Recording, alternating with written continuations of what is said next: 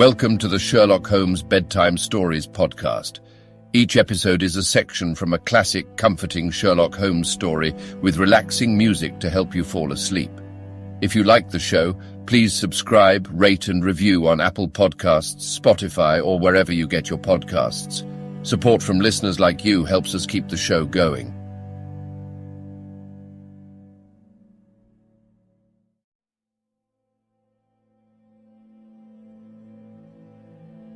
Now it's time to relax.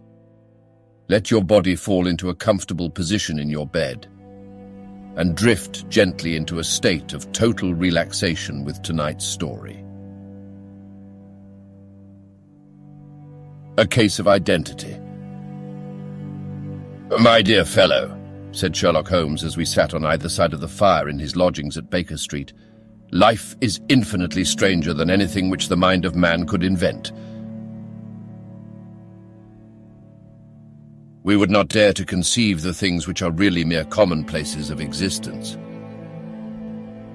If we could fly out of that window hand in hand, hover over this great city, gently remove the roofs and peep in at the queer things which are going on, the strange coincidences, the plannings, the cross-purposes, the wonderful chains of events working through generations and leading to the most outre results, it would make all fiction with its conventionalities and foreseen conclusions most stale and unprofitable." "And yet I am not convinced of it," I answered. "The cases which come to light in the papers are, as a rule, bald enough and vulgar enough. We have in our police reports realism pushed to its extreme limits, and yet the result is, it must be confessed, neither fascinating nor artistic. A certain selection and discretion must be used in producing a realistic effect," remarked Holmes. "This is wanting in the police report, where more stress is laid perhaps upon the platitudes of the magistrate than upon the details, which to an observer contain the vital essence of the whole matter. Depend upon it, there is nothing so unnatural as the commonplace." I smiled and shook my head. "I can quite understand your thinking so," I said. "Of course, in your position of unofficial advisor and helper to everybody who is absolutely puzzled, throughout 3 continents you are brought in contact with all that is strange and bizarre. But here," I picked up the morning paper from the ground, "let us put it to a practical test. Here is the first heading upon which I come. A husband's cruelty to his wife. There is half a column of print, but I know without reading it that it's all perfectly familiar to me. There is, of course, the other woman, the drink, the push, the blow, the bruise, the sympathetic sister or landlady. The crudest of writers could invent nothing more crude. Indeed, your example is an unfortunate one for your argument," said Holmes, taking the paper and glancing his eye down it. "This is the Dundas separation case, and as it happens, I was engaged in clearing up some small points in connection with it.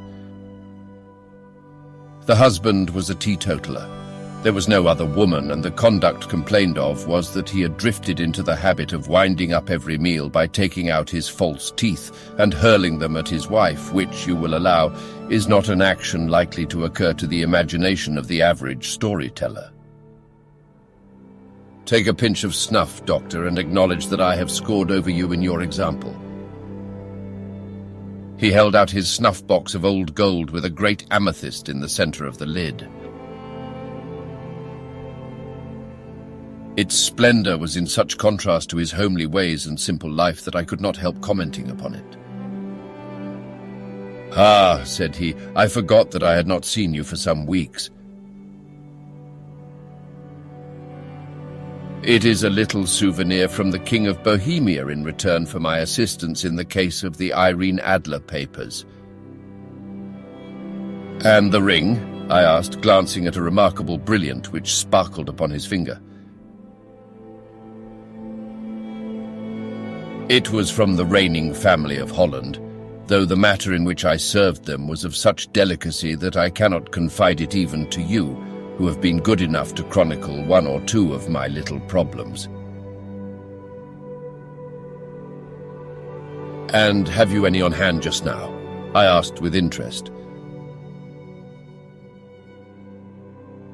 Some 10 or 12, but none which present any feature of interest. They are important, you understand, without being interesting.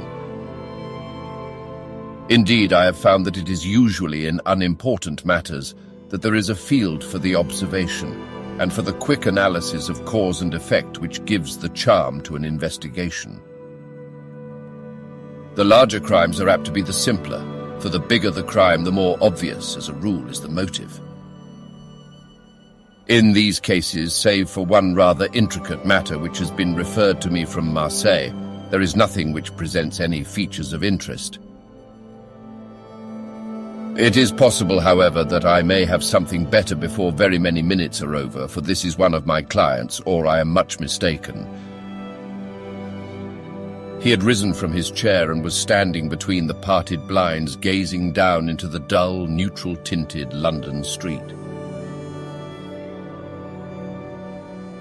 Looking over his shoulder, I saw that on the pavement opposite there stood a large woman with a heavy fur boa round her neck, and a large curling red feather in a broad-brimmed hat, which was tilted in a coquettish Duchess of Devonshire fashion over her ear. From under this great panoply she peeped up in a nervous, hesitating fashion at our windows, while her body oscillated backward and forward and her fingers fidgeted with her glove buttons. Suddenly, with a plunge, as of the swimmer who leaves the bank, she hurried across the road, and we heard the sharp clang of the bell. "I have seen those symptoms before," said Holmes, throwing his cigarette into the fire. "Oscillation upon the pavement always means an affaire de coeur." She would like advice, but is not sure that the matter is not too delicate for communication. And yet even here we may discriminate. When a woman has been seriously wronged by a man, she no longer oscillates, and the usual symptom is a broken bell wire. Here we may take it that there is a love matter, but that the maiden is not so much angry as perplexed or grieved. But here she comes in person to resolve our doubts. As he spoke, there was a tap at the door, and the boy in buttons entered to announce Miss Mary Sutherland, while the lady herself loomed behind his small black figure like a full-sailed merchantman behind a tiny pilot boat. Sherlock Holmes welcomed her with the easy courtesy for which he was remarkable, and having closed the door and bowed her into an armchair, he looked her over in the minute and yet abstracted fashion which was peculiar to him. "Do you not find," he said, "that with your short sight it is a little trying to do so much typewriting?" "I did at first," she answered, "but now I know where the letters are without looking." Then, suddenly realizing the full purport of his words, she gave a violent start and looked up with fear and astonishment upon her broad, good-humored face. "You've heard about me, Mr. Holmes," she cried. "Else how could you know all that?" "Never mind," said Holmes, laughing. "It is my business to know things."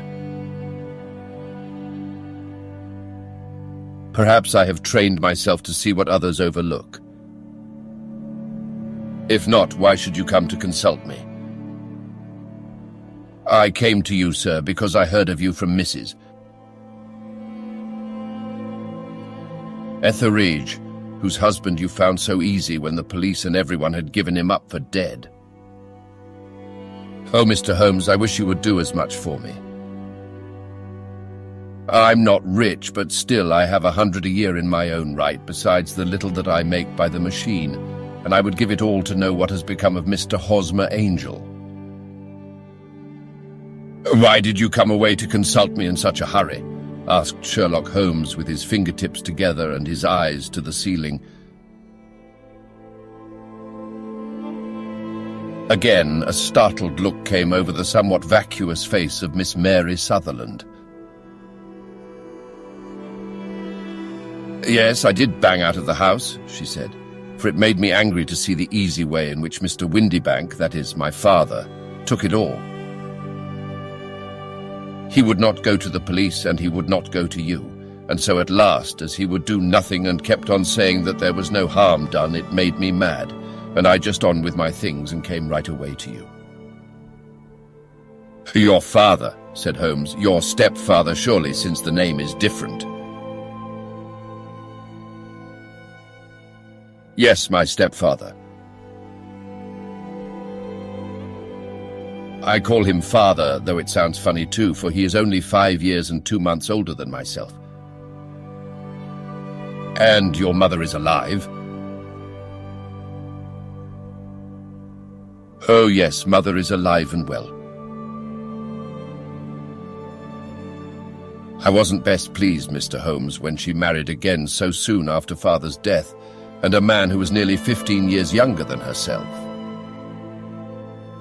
Father was a plumber in the Tottenham Court Road, and he left a tidy business behind him, which mother carried on with Mr. Hardy, the foreman. But when Mr. Windybank came, he made her sell the business, for he was very superior, being a traveller in wines. They got £4,700 for the goodwill and interest, which wasn't near as much as father could have got if he had been alive. I had expected to see Sherlock Holmes impatient under this rambling and inconsequential narrative, but on the contrary, he had listened with the greatest concentration of attention. "Your own little income," he asked, "does it come out of the business?" "Oh, no, sir. It is quite separate and was left me by my Uncle Ned in Auckland. It is in New Zealand stock, paying 4.5%. £2,500 was the amount, but I can only touch the interest." "You interest me extremely," said Holmes. "And since you draw so large a sum as 100 a year, with what you earn into the bargain, you no doubt travel a little and indulge yourself in every way." "I believe that a single lady can get on very nicely upon an income of about £60. "I could do with much less than that, Mr. Holmes, but you understand that as long as I live at home I don't wish to be a burden to them, and so they have the use of the money just while I am staying with them. Of course, that is only just for the time. Mr. Windybank draws my interest every quarter and pays it over to mother, and I find that I can do pretty well with what I earn at typewriting. It brings me 2p a sheet, and I can often do from 15 to 20 sheets in a day." "You have made your position very clear to me," said Holmes. "This is my friend, Dr. Watson, before whom you can speak as freely as before myself. Kindly tell us now all about your connection with Mr. Hosmer Angel." A flush stole over Miss Sutherland's face, and she picked nervously at the fringe of her jacket. "I met him first at the gasfitter's ball," she said.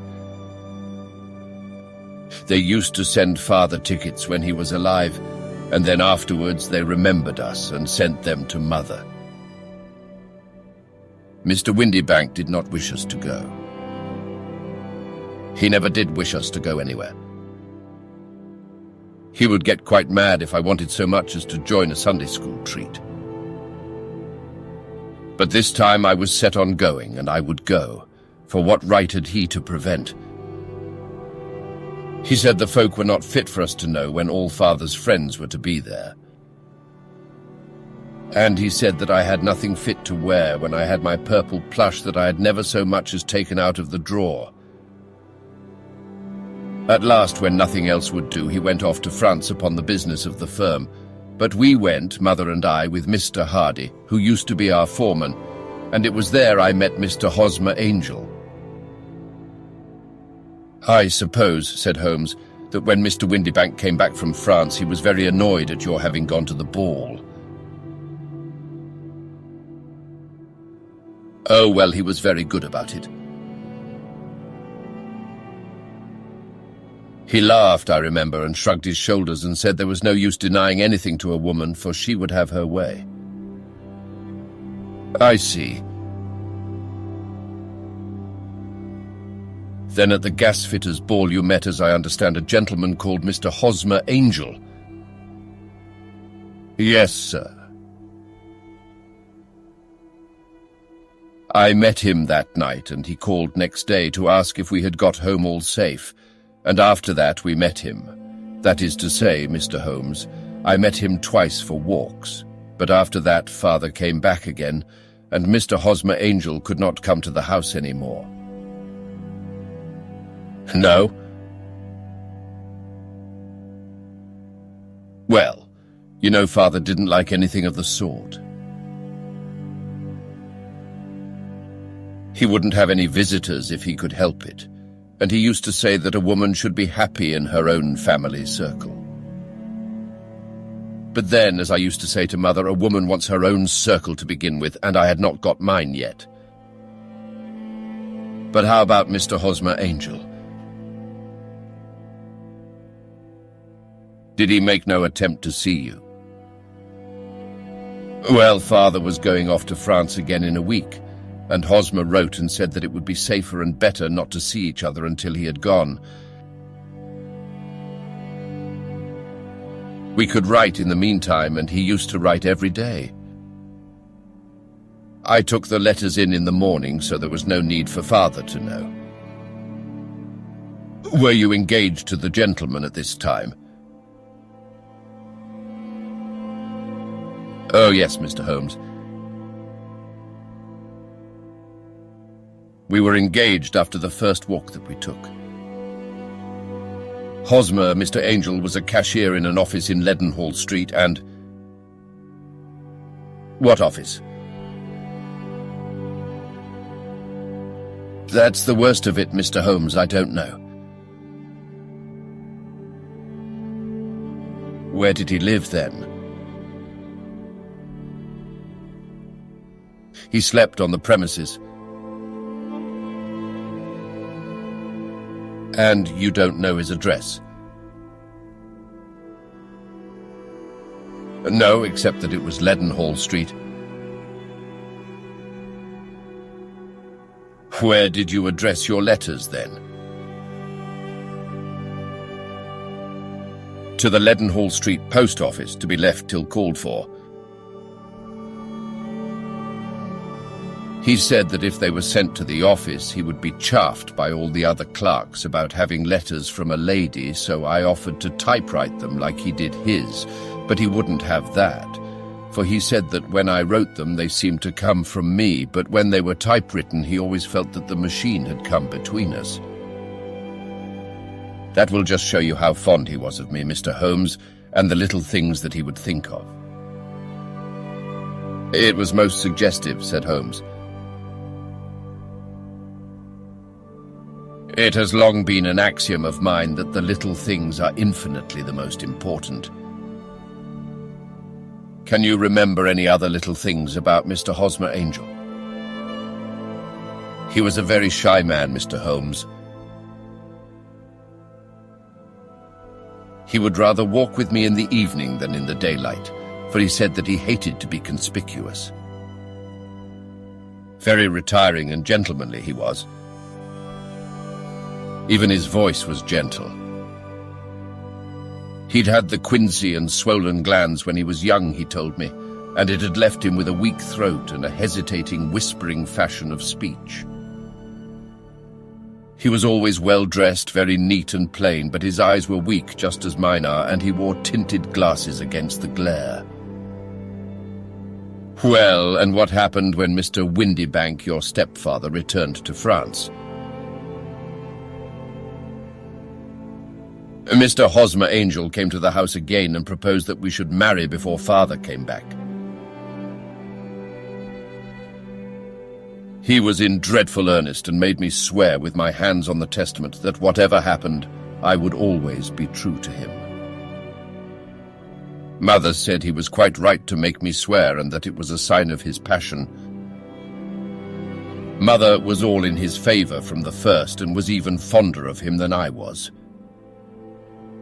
Then, when they talked of marrying within the week, I began to ask about father, but they both said never to mind about father, but just to tell him afterwards, and Mother said she would make it all right with him. I didn't quite like that, Mr. Holmes. It seemed funny that I should ask his leave, as he was only a few years older than me, but I didn't want to do anything on the sly, so I wrote to father at Bordeaux, where the company has its French offices, but the letter came back to me on the very morning of the wedding. It missed him then? Yes, sir, for he had started to England just before it arrived. Ah, that was unfortunate. Your wedding was arranged then for the Friday. Was it to be in church? Yes, sir, but very quietly. It was to be at St. Saviour's near King's Cross, and we were to have breakfast afterwards at the St. Pancras Hotel. Hosmer came for us in a hansom, but as there were two of us, he put us both into it and stepped himself into a four-wheeler, which happened to be the only other cab in the street. We got to the church first, and when the four-wheeler drove up, we waited for him to step out, but he never did, and when the cabman got down from the box and looked, there was no one there. The cabman said that he could not imagine what had become of him, for he had seen him get in with his own eyes. That was last Friday, Mr. Holmes, and I have never seen or heard anything since then to throw any light upon what became of him. It seems to me that you have been very shamefully treated, said Holmes. Oh, no, sir, he was too good and kind to leave me so. Why, all the morning he was saying to me that whatever happened, I was to be true, and that even if something quite unforeseen occurred to separate us, I was always to remember that I was pledged to him, and that he would claim his pledge sooner or later. It seemed strange talk for a wedding morning, but what has happened since gives a meaning to it. Most certainly it does. Your own opinion is, then, that some unforeseen catastrophe has occurred to him? Yes, sir. I believe that he foresaw some danger, or else he would not have talked so. And then I think that what he foresaw happened. But you have no notion as to what it could have been? None. One more question. How did your mother take the matter? She was angry and said that I was never to speak of the matter again. And your father? Did you tell him? Yes, and he seemed to think with me that something had happened and that I should hear of Hosmer again. As he said, what interest could anyone have in bringing me to the doors of the church and then leaving me? Now, if he had borrowed my money, or if he had married me and got my money settled on him, there might be some reason, but Hosmer was very independent about money and never would look at a shilling of mine. And yet what could have happened? And why could he not write? Oh, it drives me half mad to think of it, and I can't sleep a wink at night. She pulled a little handkerchief out of her muff and began to sob heavily into it. I shall glance into the case for you, said Holmes, rising, and I have no doubt that we shall reach some definite result. Let the weight of the matter rest upon me now, and do not let your mind dwell upon it further. Above all, try to let Mr. Hosmer Angel vanish from your memory, as he has done from your life. Then you don't think I'll see him again? I fear not. Then what has happened to him? You will leave that question in my hands. I should like an accurate description of him and any letters of his which you can spare. I advertised for him in last Saturday's Chronicle, said she. Here is the slip, and here are 4 letters from him. Thank you. And your address? Number 31, Lion Place, Camberwell. Mr. Angel's address you never had, I understand. Where is your father's place of business? He travels for Westhouse and Marbank, the great claret importers of Fenchurch Street. Thank you. You have made your statement very clearly. You will leave the papers here and remember the advice which I have given you. Let the whole incident be a sealed book and do not allow it to affect your life. You are very kind, Mr. Holmes, but I cannot do that. I shall be true to Hosmer. He shall find me ready when he comes back. For all the preposterous hat and the vacuous face, there was something noble in the simple faith of our visitor which compelled our respect. She laid her little bundle of papers upon the table and went her way, with a promise to come again whenever she might be summoned.